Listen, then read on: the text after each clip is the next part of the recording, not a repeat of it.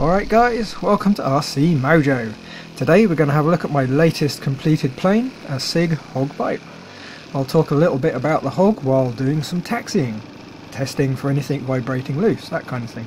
We'll get to the first flight after. It's roughly based on an old Astro hog, which I believe dates back to the late 50s or early 60s. The Bipe is almost entirely laser cut, so it goes together really rather well. Only the wing ribs and some miscellaneous balsa bits were die cut, but with a little persuasion with a knife they're perfectly usable. If you're looking to build one, there's a few mods to look at. A quick look at the Fubar Hill website, which I'll link in the description, has descriptions of most of the common mods.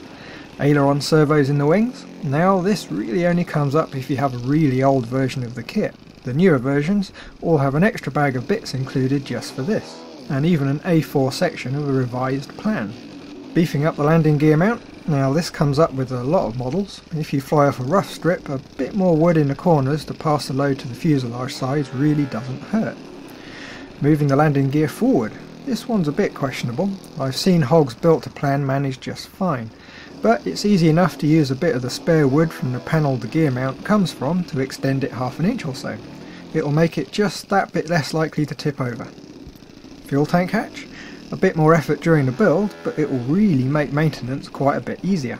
Also, I suppose if you're into electric power, it could make a good place for the batteries.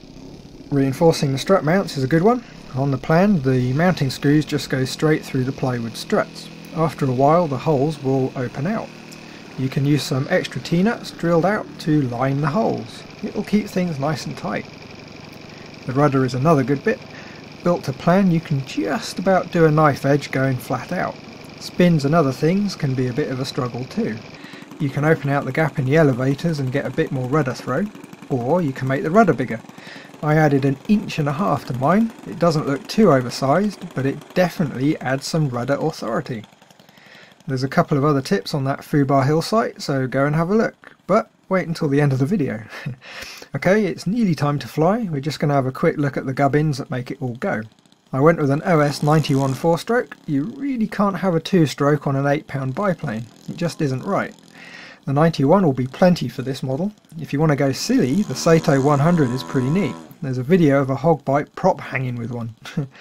I didn't go nuts with the radio gear. There's an Overlander own brand 6-cell AA receiver pack, Spectrum AR 8000, TM1000 telemetry, and nice reliable Hi-Tec HS311s on all the surfaces.